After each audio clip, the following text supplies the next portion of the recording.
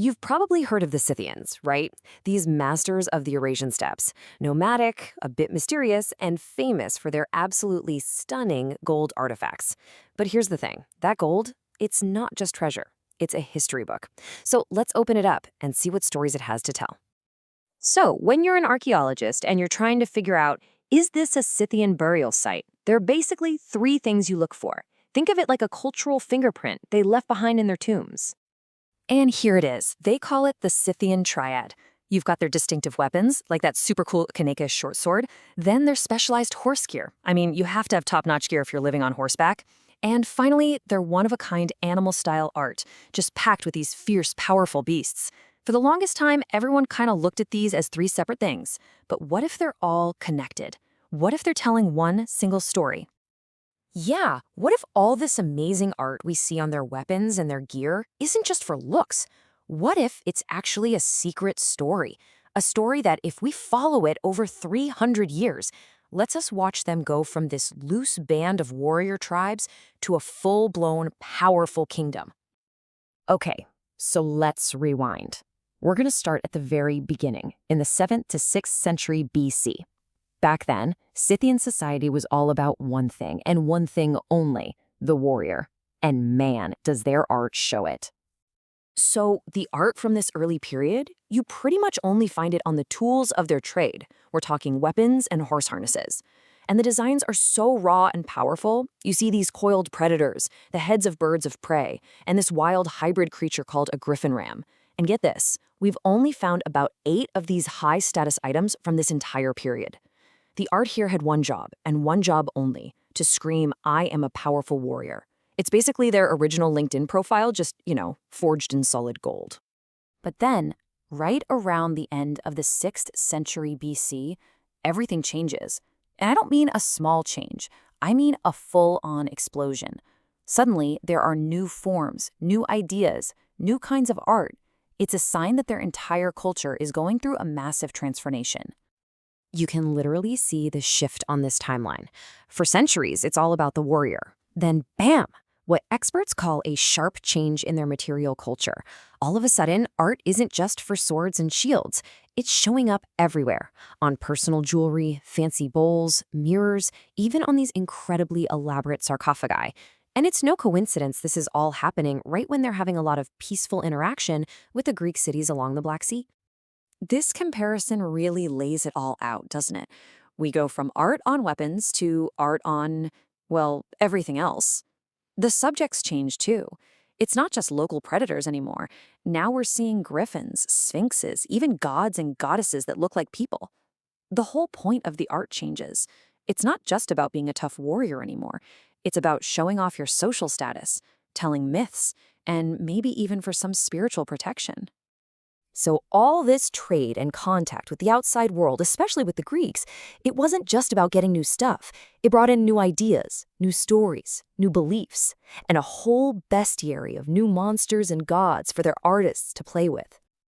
But here's the cool part. The Scythians weren't just like copying Greek art. No way. They were taking these powerful foreign symbols and making them their own, giving them a new, uniquely Scythian spin. It's like they were repurposing Greek monsters to act as Scythian bodyguards. The Gorgon is a perfect example. Medusa's head? In Greece, it was what they call an apotropaic symbol, which is just a fancy way of saying it was a good luck charm to ward off evil. You'd find it on shields, on temples. The Scythians saw that, and they were like, yeah, we want some of that protective power. So they took the Gorgon image and put it on the stuff that mattered most to them, the amazing funeral outfits of their leaders and the gear for their most treasured horses. All right, now we're jumping into the final period, the late 4th century BC. And the art here tells a story of just staggering wealth, of power getting concentrated in fewer hands, and a huge shift in who the Scythians were cozying up to. So how big of a change are we talking? Well, check out this number. Remember those 8 items from the early period? We now have a whopping 200 prestige items from this last, much shorter period. But here's the kicker. They're all found in way fewer tombs. The tombs are just insanely rich, and that tells you everything. Wealth and power aren't spread out among a bunch of warriors anymore. It's all concentrated in the hands of just a few elite families. And you can see exactly who their new friends are by looking at the gold. Earlier on, the influence is all Greek, from the Bosporan kingdom. That's why we see Heracles and Gorgons. But by the end of the 4th century, the whole style changes. We start finding Thracian-style horse gear and, this is the big one, gold plaques designed to look exactly like the coins of Philip II of Macedon, Alexander the Great's dad. Now, this wasn't just a fashion trend. This was a statement, a big one. The Scythian leaders were actively pivoting. They were turning away from their Greek allies and focusing all their political and economic energy on the new powerhouse in the region, the Thraco-Macedonians. Their art literally became a form of foreign policy. Okay, so society's getting more complicated. Power's in the hands of the few. So why does the art suddenly start telling these elaborate stories? What's that all about? Well, it all comes down to one thing. You've got to justify this new way of life. And to do that, they went back to their own origin story. The myth goes something like this. Their great ancestor, sometimes called Targetai, sometimes linked with Heracles, has 3 sons with this powerful snake-legged goddess connected to the earth itself. When the boys grow up, they face this big test involving some sacred golden items that fell from the sky. And guess what? Only the youngest son is able to handle them. This proves he has the divine right to rule over his older brothers and all their people, who would become the 3 major Scythian tribes. And listen, this was way more than just a cool campfire story. For the Scythians, this myth was their declaration of independence and their constitution all rolled into one. It explained where they came from, why their society was set up the way it was, and crucially, it gave one royal family the absolute God-given right to rule. So why did they need to spread this story everywhere? Well, it gave the king his divine right to rule. He's in charge because his ancestor passed the ultimate test. It explains why some people are on top and others aren't, and it locks in the idea of inherited status, which we actually see in the archaeology with the sudden appearance of super rich graves for children. And what's the best way to get this message out? You put it on your fanciest stuff. These amazing storytelling scenes on gold vases, they were basically political billboards. Okay, so let's put it all together.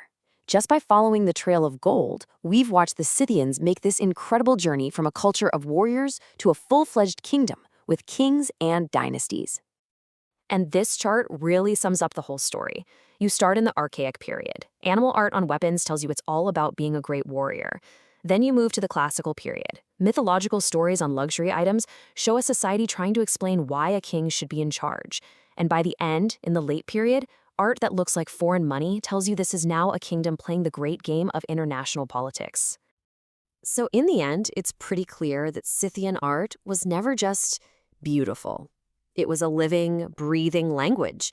It was their history, their religion, and their political playbook, all forged in the one material that screamed power to everyone: gold. It really makes you think, doesn't it? I mean, if the Scythians could write their entire history and political strategy into their golden art, just imagine how many other stories are out there, hiding in plain sight in the art of our ancestors, just waiting for us to figure out how to read them.